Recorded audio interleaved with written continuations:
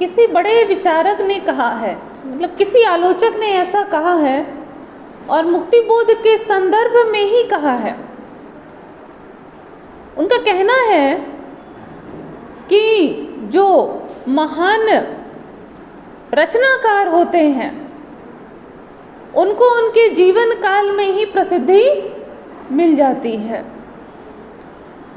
और ऐसे रचनाकार जो होते हैं उनको एक तरह से सफल रचनाकार माना जा सकता है, अगर प्रसिद्धि को सफलता का पैमाना हम समझे तो।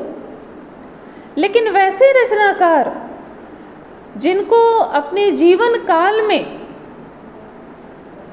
नहीं मिल पाता है वह स्थान जो कि उन्हें मिलना चाहिए, वैसे रचनाकार अमर हो जाते हैं, जिनको मृत्यु के बाद पहचाना जाता है। समझ रहे हैं ना? अपने जीवन में भी होता है ना कि किसी को ना समझ पाए और उससे मिले तो संबंध मधुर होते हैं, लेकिन किसी को ना समझ पाए, गलतफहमियां रह गई और हमेशा के लिए कोई जीवन से निकल जाए तो उसके साथ उसके जाने के बाद जो संबंध बनता है वो बहुत गहरा होता है ना? इसी तरह से मुक्तिबोध के साथ भी हुआ। एक ऐसा रचनाकार जिसे दुनियावी तरीके से सफलता हासिल करना कभी नहीं आया, जो सफलता के रंग ढंग नहीं सीख पाया, जिसने कभी समझौता नहीं किया और जिस पर निराला की तरह ही कई तरह के आक्षेप, साहित्यिक आक्षेप लगे। जैसे निराला को झेलना पड़ा था जब उन्होंने मुक्त छंद की बात की तो कहा गया कि यह रबर छंद है, केंचुआ छंद है, तमाम तरह की बातें हुई, है ना? और इसका उल्लेख उन्होंने सरोज स्मृति में भी किया है कि किस तरह से उनकी रचनाएं लौट कर आती हैं और वे उदास होकर के बस वो एक बिंब है कि वो घास फेंक रहे हैं और अपनी उस रचना पर चिंता कर रहे हैं, चिंतन कर रहे हैं, जो लौट करके आई है। मुक्तिबोध को भी ये अदावत झेलनी पड़ी साहित्यिक बिरादरी में, है ना? क्योंकि जब भी कोई नई चीज आती है या नया शिल्प आता है तो पहले तो उसे विरोध झेलना पड़ता है। और मुक्तिबोध जो अपनी फैंटेसी शिल्प में लंबी कविताएं लेकर आए और उसमें समाज और व्यक्ति के बीच का जो जटिल अंतर्द्वंद था, राजनीति की जो पेचीदा कलाबाजियां थी और सत्ता का जो कुत्सित विभत्स चरित्र था, जब इन तमाम चीजों को वो फैंटेसी जैसे जटिल शिल्प में लेकर आते हैं तो उन पर यह आक्षेप लगता है कि इनकी रचनाएं तो बड़ी दुरूह है, कठिन है, उलझी हुई है। समझे ना? तो ऐसी स्थिति में मुक्तिबोध को भी स्वीकृति नहीं मिल पाती है, विरोध झेलना पड़ता है। कहा जाता है कि दुरूह है, रहस्यवादी है, कंफ्यूज्ड है, अस्पष्ट है, और कैसी कविताएं लिखते हैं कि जिनके लिए लिख रहे हैं उसे ही समझ में ना आए। यह भी तो आक्षेप है ना? यानी प्रगतिवादी जो कविताएं उस समय लिखी जा रही थी उसमें भी एक सरलता, शिल्प की सरलता, भाषाई सहजता, सुगमता, बोधगम्यता, आसानी से समझ में आ जाए ऐसे गुण अपेक्षित थे। और केदारनाथ अग्रवाल, नागार्जुन, रघुवीर सहाय, त्रिलोचन, इन कवियों ने वैसा लिखा भी, लेकिन मुक्ति बोध की कविताएं वैसी नहीं थी। शिल्प भी दुरूह था, भाषा भी दुरूह थी। तो यह सवाल भी उठा कि आखिर इनकी जो कविताएं हैं, कैसे माने कि यह शोषितों के बारे में है? कहाँ है इसमें प्रगतिशीलता का तत्व? अगर शोषितों के लिए होता तो जो वर्ग जिन्हें लेकर लिख रहे हैं उन्हें तो समझ में आनी चाहिए ना। लेकिन इनकी कविताएं तो समझ में नहीं आएगी उनकी।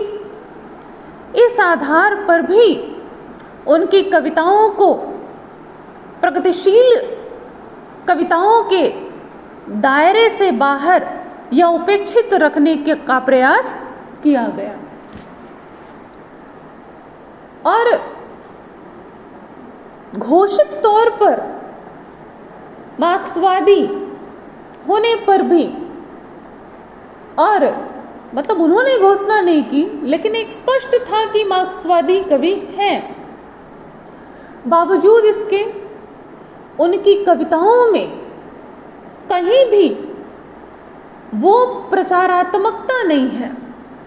ऐसा कहीं नहीं लगता है कि मार्क्सवादी विचारधारा का पैम्पलेट या प्रचार पत्र, घोषणा पत्र उनकी कविताएं बन गई हैं, ऐसा कहीं नहीं लगता है। तो यहाँ पर थोड़ा सा विस्तार चाहिए परिधि का कि मार्क्सवादी कविताएं या प्रगतिवादी कविताएं या किसानों, मजदूरों और जो दमित वर्ग हैं उनके लिए जो लिखा जाता है वो ऐसा अनिवार्यता ऐसा नहीं होना चाहिए कि वो उन्हें समझ में आए ही। दास कैपिटल लिखा कार्ल मार्क्स ने, आज भी उसे मजदूरों का घोषणा पत्र कहते हैं। बावजूद इसके दास कैपिटल सरल रचना तो नहीं है, वो जटिलता है उसमें, जो समाज का रूप उसमें, संरचना, क्रांति की अवधारणा, जो कुछ भी उसमें वो सामने रखते हैं वो सहज नहीं है, सरल नहीं है। तो जो कविताएं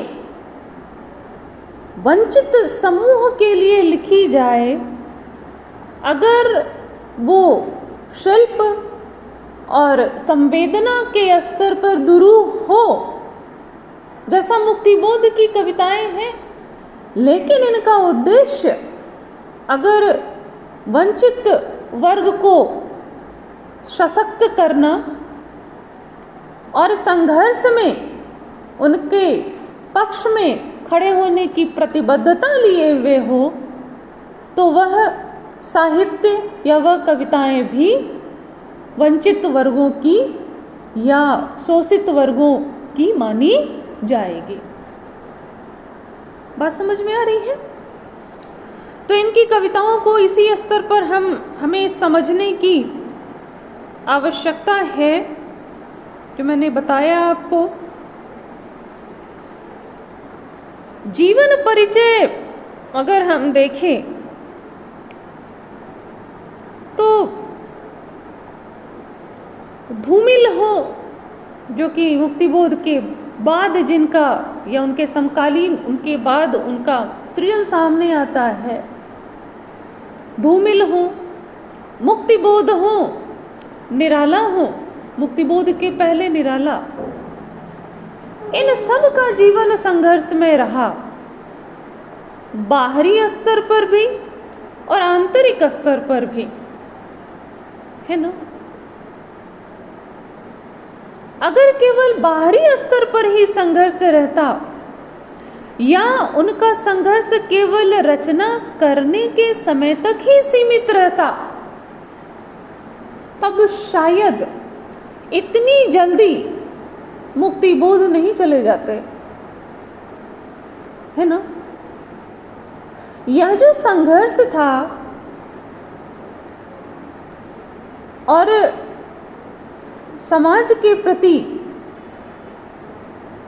तत्कालीन परिस्थितियों के प्रति उनकी और उनके बीच जो शोषित समाज है उनके प्रति उनकी चिंता जो थी बहुत गहरे उतरी हुई थी उनके भीतर, और उन्हीं चिंताओं ने उन्हें भीतर से इतना तोड़ा। बहुत सी घटनाएं हैं, बताएंगे, कि अपनी पूरी आयु भी वो नहीं जी पाए। समझ रहे हैं?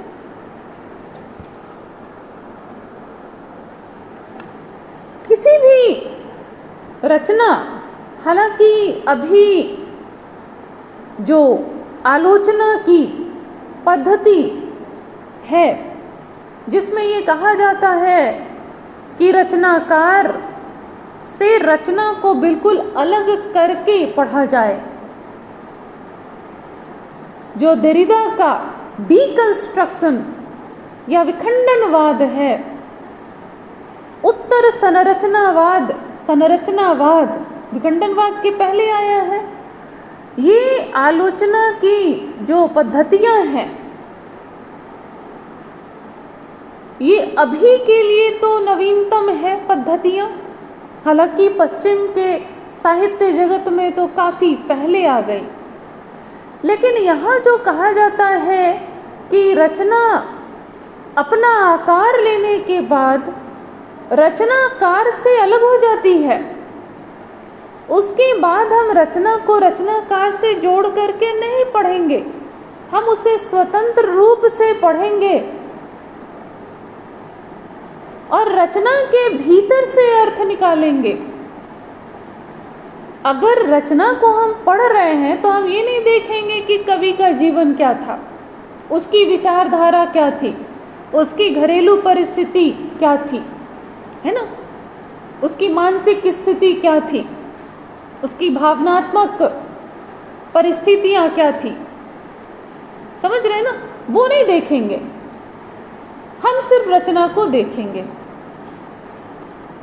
लेकिन मुक्ति बोध जैसे कवि जिन्होंने रचना को लिखा नहीं, पहले तो जिया है, संघर्ष को लिखा नहीं है, उन्होंने उस संघर्ष को जिया है।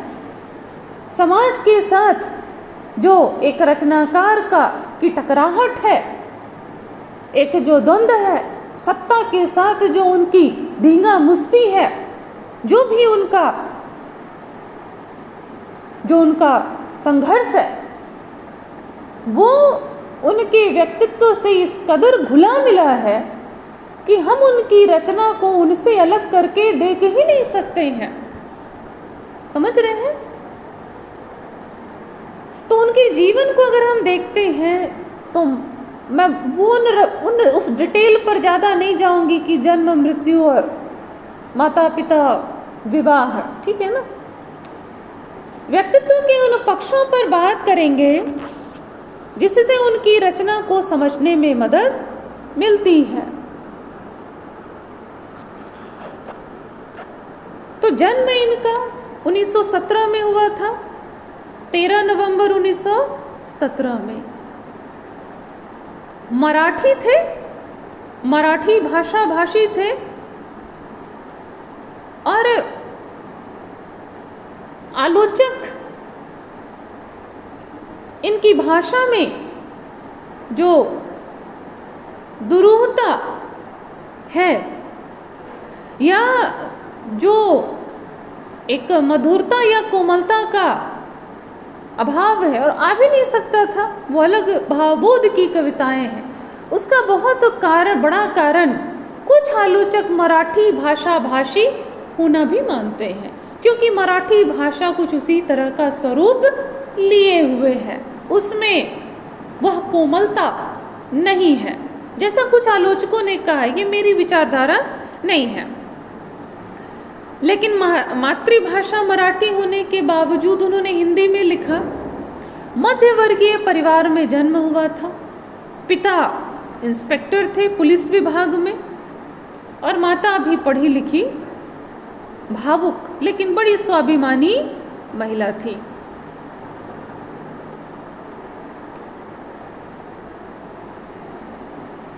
उज्जैन में इनकी शिक्षा दीक्षा हुई और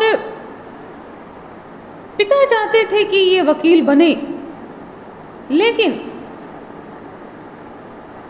पहले तो वे माखनलाल चतुर्वेदी, वीरेंद्र कुमार जैन जैसे कवियों के संपर्क में आए। उनकी रुचि स्वतंत्रता संग्राम की ओर गई और उसके बाद जल्द ही वे साहित्य और दर्शन के क्षेत्र में आ गए, यानी साहित्य और दर्शन में इनका रुझान बढ़ा। इनकी रचनाओं में जो विचारधाराएं आती हैं, वो विचारधारा इन्होंने पैबंद की तरह ऊपर से साटे हुए नहीं है, इन्होंने गहराई से अध्ययन किया था। अगर ये एक ऐसे कवि हैं, हालांकि हिंदी साहित्य में बहुत से कवि हैं जो कि आलोचक भी रहे, कवि आलोचक कवि रहे हैं, यहाँ तक कि छायावाद के जितने भी मतलब चारों जो स्तंभ हैं, सभी ने छायावाद को व्याख्यायित किया है ना। छायावाद को समझने के लिए उन्होंने आलोचनाएं लिखी हैं, साहित्यिक निबंध लिखे हैं और उसी तरह से प्रयोगवाद और नई कविता में भी पर्याप्त मात्रा में कवियों ने, चाहे अज्ञे हो, नेमिचंद्र जैन हो, लक्ष्मीकांत वर्मा हो, विजयदेव नारायण शाही हो, सभी ने उस कविता को समझने के लिए आलोचनात्मक निबंध या आलोचनाएं लिखी है। मुक्ति बोध ने भी उन उपकरणों को स्पष्ट किया है, उपकरण यानी टूल्स, उन उपकरणों को स्पष्ट किया है जिससे उनकी कविताओं को हम समझ सकते हैं। जब कविता को स्वीकृति मिलने में दिक्कत हो रही हो, वैसे समय में कवि क्या करेगा? वो तो खुद ही लिखकर बताएगा ना कि हमारी कविता को ऐसे समझिए। आप पुराने उपकरणों से, पुरानी आलोचना के पुराने मानदंडों से, समीक्षा की पुरानी अवधारणाओं से हमारी कविता को नहीं समझ सकते हैं, क्योंकि इसका भावबोध भी अलग है और इसका शिल्प भी नवीन है। इसलिए उन्होंने अपनी कविताओं को समझाने के लिए आलोचनात्मक स्तर पर भी प्रयास किया, है ना। और उसमें कामायनी एक पुनर्विचार इनकी किताब है। सबसे प्रमुख और सबसे प्रसिद्ध एक साहित्यिक की डायरी, पढ़ने में इतना क्या उसको बोलेंगे, कविता सा आनंद मिलता है उसमें। मुझे तो कम से कम वैसा ही लगी वो किताब, एक साहित्यिक की डायरी। और नई कविता का आत्मसंघर्ष और अन्य निबंध, यह भी उन्होंने लिखा, ठीक है। तो उन्होंने आलोचनात्मक पुस्तकें भी पर्याप्त संख्या में लिखी। नई कविता का आत्मसंघर्ष, नए साहित्य का सौंदर्य शास्त्र, ये किताबें उन्होंने लिखी। एक और किताब जिसका जिक्र मैं करूंगी, वो इसलिए करूंगी कि कहीं ना कहीं अंधेरे में कविता के पीछे वह किताब और उस किताब पर बैन, प्रतिबंध लगाया गया और उससे जो कवि के भीतर निराशा उपजी, ऐसा कहा जाता है कि उन्हीं परिस्थितियों के बीच में मुक्ति बोध ने अंधेरे में कविता लिखी थी और वह किताब है भारत इतिहास और संस्कृति। भारत इतिहास और संस्कृति। छोटे प्रकाशन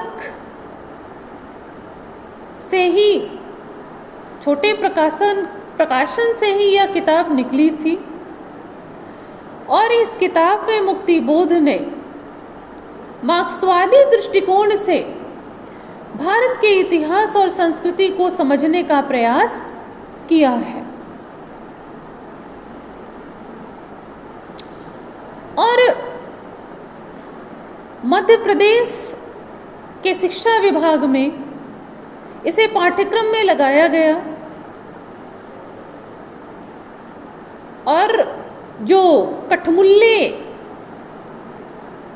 तबीयत के लोग थे, फासीवादी सोच के जो लोग थे, सीमित संकुचित दृष्टिकोण के आलोचकों ने इस किताब पर आपत्तियां की और इनकी किताब प्रतिबंधित हो गई। कवि मर्माहत इसलिए नहीं हुआ कि पाठ्यक्रम में लग जाता तो किताब बिकती और आर्थिक फायदा होता, नहीं, आर्थिक लाभ की तो कभी मुक्ति बोध ने परवाह ही नहीं की थी, कभी समझौता नहीं किया। इसलिए आजाद भारत में 1947 से लेकर 1964 अपनी मृत्यु तक यह कवि आजाद भारत का एक ऐसा प्रतिभावान कवि संघर्ष करता रहा, आर्थिक तंगी से जूझता रहा और वो आर्थिक तंगी जो थी वो तोड़कर रख देने वाली थी। मुझे इसमें यहाँ नागार्जुन याद आते हैं। नागार्जुन पर जो किताब लिखी है उनके पुत्र ने, मेरे बाबूजी करके कुछ, नागार्जुन मेरे बाबूजी ऐसी कुछ किताब है, उसमें इसका उल्लेख है कि किस तरह से नागार्जुन का पुत्र अस्पताल में भर्ती है, उसके ऑपरेशन के लिए पैसे नहीं हैं और किस तरह से ऐसी परिस्थिति में नागार्जुन अपनी पुस्तक बलचन्मा को वहाँ पर मतलब बेच देते हैं। वो उसमें उनका अफसोस भी है उस जगह कि किस तरह से परिस्थितियों से प्रभावित होकर, परिस्थितियों से हार करके एक रचनाकार को अपनी रचना बेचनी पड़ती है। वैसी परिस्थितियों में ये सिर्फ नागार्जुन के साथ की बात नहीं थी, बहुत से रचनाकारों ने संघर्ष किया और मुक्तिबोध का संघर्ष भी वैसा ही रहा। पूरे जीवन संघर्ष करते रहे, कभी प्रूफ रीडिंग की, कभी अखबार में संवाददाता बने, कभी रेडियो आकाशवाणी में प्रसारण से जुड़े, कभी हंस पत्रिका का भी काम किया। इस तरह से छोटे मोटे काम करते हुए उन्होंने संघर्षरत जीवन जिया, पढ़ाया भी।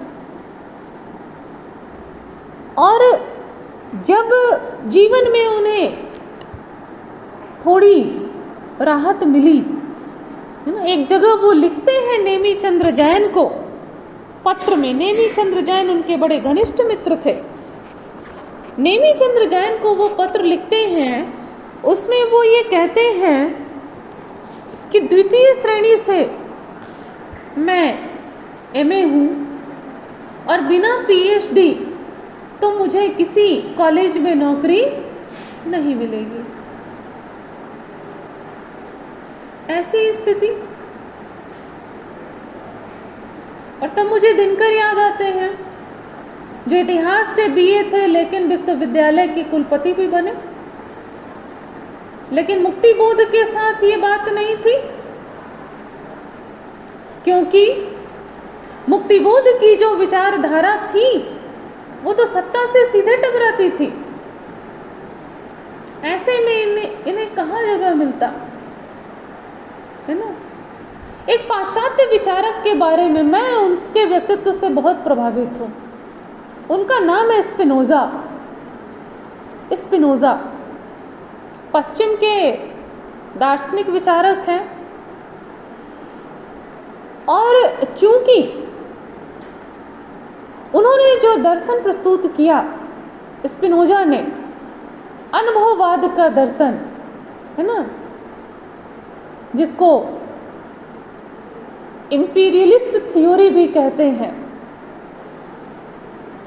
कि सच वह है जो कि हम अपने अनुभव से जानते हैं, अपनी ज्ञानेंद्रियों से जो हम जानते हैं वही सच है, इसके अलावा कोई दूसरा सच नहीं है। और उनकी यह विचारधारा सीधा चर्च से टकराती थी, चर्च से। और वैसी परिस्थिति में चर्च ने कहा कि इन्हें किसी भी विश्वविद्यालय में नौकरी नहीं दी जाए, इन्हें कहीं नौकरी नहीं दी जाएगी। और स्पिनोजा ने क्या किया, उन्होंने शीशा, वो जो ग्लास बनाने का काम होता है ना,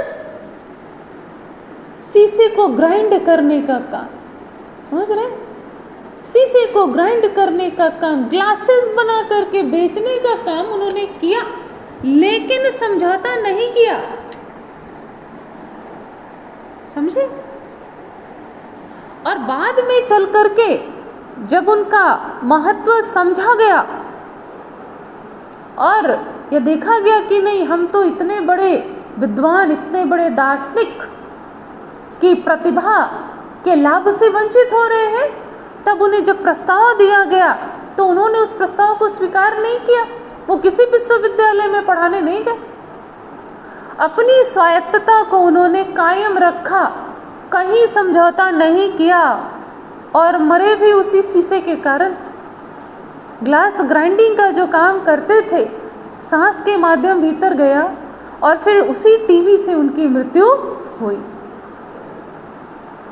मुक्तिबोध जब भी मुझे याद आते हैं तो स्पिनोजा साथ में याद आते हैं। मुक्तिबोध को भी बहुत बाद में कॉलेज की प्राध्यापकी मिली, बहुत बाद में, मृत्यु के 4 या 5 वर्ष पहले, 1964 में इनकी मृत्यु हुई है। उसके 5 वर्ष पहले इनको राजानंद गांव में, जो राजानंद गांव था, वहाँ कॉलेज में इनको प्राध्यापक की नौकरी मिली। और जब नौकरी मिली उसके बाद इन्हें लगा कि अब थोड़ी जीवन में स्थिरता आ गई है। बावजूद इसके उसके बाद उनका स्वास्थ्य बिगड़ने लगा और उनकी मृत्यु तो बाद में हुई, 1964 में हुई, लेकिन उसके बाद उनका स्वास्थ्य